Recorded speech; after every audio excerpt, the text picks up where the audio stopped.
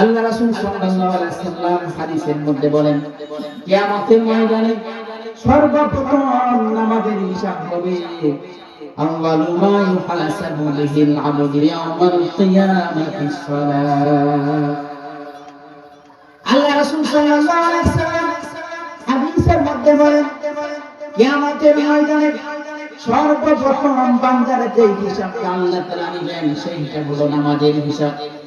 নামাজের হিসাবের মধ্যে যদি গরমিল হয়ে যায়, দুনিয়ার মধ্যে যদি সে নামাজ অক্ষ নামাজি না হয়, নামাজ না পড়ে, নামাজ পড়নেওয়ালা সে না হয়, দুনিয়ার মধ্যে আল্লাহর ফরজ বিধানগুলো সে আদায় করে না, আল্লাহ তাআলা কিয়ামতের ময়দানে ওই বান্দাকে সর্বপ্রথম নামাজের হিসাব নেবে।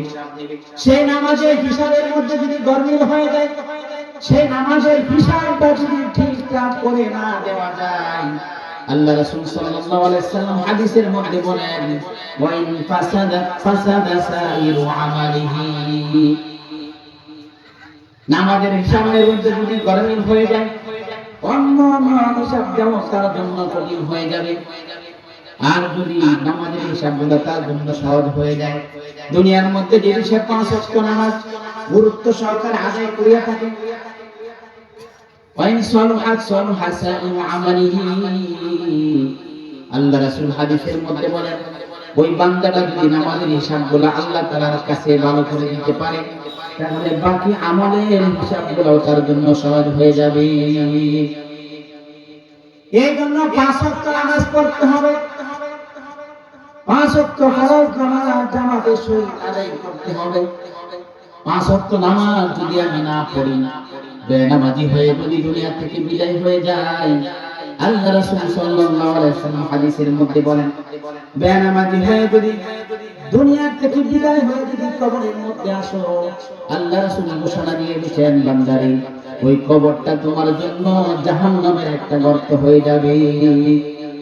জাহান্নামের আগুন কেমন কঠিন আগুন, জাহান্নামের আগুন এমন ভয়ঙ্কর হবে, দুনিয়ার আগুন শরীরের চামড়ার মধ্যে লাগার কারণে শরীর চামড়ার মধ্যে ঠসা পড়ে যায়, আর জাহান্নামের আগুন শরীরের চামড়ার মধ্যে লাগার সাথে সাথে কলিজা পর্যন্ত পুড়ে বোনা হয়ে যাবে, ছয় ছাই হয়ে যাবে।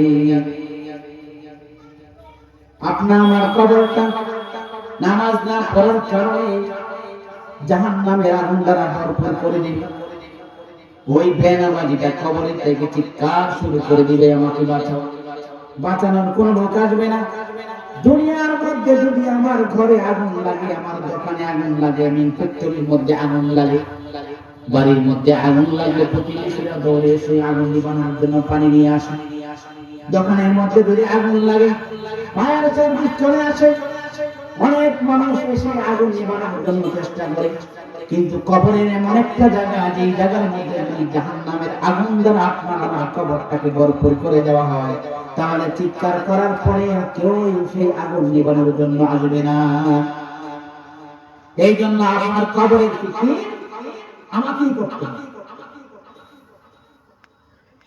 শুধু তাই না, বেনামাজি হবে, বেনামাজি কবরটা আল্লাহ রাসূল সাল্লাল্লাহু আলাইহি ওয়াসাল্লাম হাদিসের মধ্যে বলেন, বেনামাজি যে হবে, যে নামাজ পড়ে না, নামাজ পড়ে না, মসজিদে যায় না, ওই বেনামাজির কবরটাকে এমন ভাবে সংকীর্ণ করে দেওয়া হবে। হাদিসের মধ্যে বলেন, কবরের দুপাশের মাটিগুলো ওই বেনামাজিকে এমন ভাবে চাপ দিবে, চাপ দেওয়ার কারণে এক পাজরের হাড় গুলো অন্য পাজরের মধ্যে এভাবে ঢুকে যাবে। এই হলো বেনামাজির শাস্তি।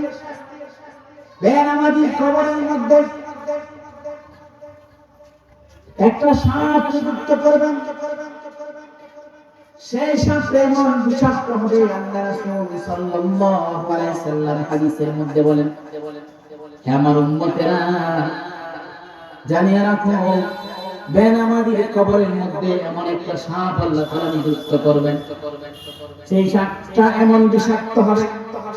হাদিসের মধ্যে আল্লাহ রাসূল বলেন, ওই সাপ যদি দুনিয়ার জমিনের মধ্যে একটু নিঃশ্বাস ফেলতো, তার এই নিঃশ্বাসের এমন বিষাক্ত, সেই বিষাক্তর কারণে জমিনের মধ্যে কোনো ঘাস হইতো না। বিষাক্ত হবে এবং তার হাত থাকবে, হাতের মধ্যে নখ থাকবে, নখগুলো থাকবে তামাক। ওই বেনামাজিকে ফজরের নামাজ না পড়ার কারণে বিষাক্ত সাপটা তাকে দংশন করবে, তাকে সুবল মারবে। একবার সুবল মারার কারণে ওই বেনামাজিটা, ওই বৎকরটা মাটির 70 হাত নিচে চলে যাবে। চলে যাওয়ার পরে আবার ওই সাপের যে হাতের মধ্যে যে নখগুলো আছে, নখগুলো দিয়ে আবার তাকে তুলে এভাবে তাকে শাস্তি দিতে থাকবে আর বলতে থাকবে। ওই সাপটার জবান আল্লাহ তাআলা খুলে দিবেন, আর এই সাপটা বেনামাজিকে বলবেন, তুমি ফজরের নামাজ না পড়ার কারণে আল্লাহ তাআলা আমাকে তোমার উপর নিযুক্ত করে দিয়েছেন, তোমাকে জোহর পর্যন্ত আমি এভাবে শাস্তি দিতেই থাকবো। জোহরের নামাজ না পড়ার কারণে আসর পর্যন্ত তোমাকে এভাবে আমি শাস্তি দিতে থাকবো। আসরের নামাজ না পড়ার কারণে মাগরিব পর্যন্ত তোমাকে এভাবে শাস্তি দেব। মাগরিব না পড়ার কারণে এশা পর্যন্ত, এশা এভাবে কিয়ামত পর্যন্ত তাকে শাস্তি দিতে থাকবে।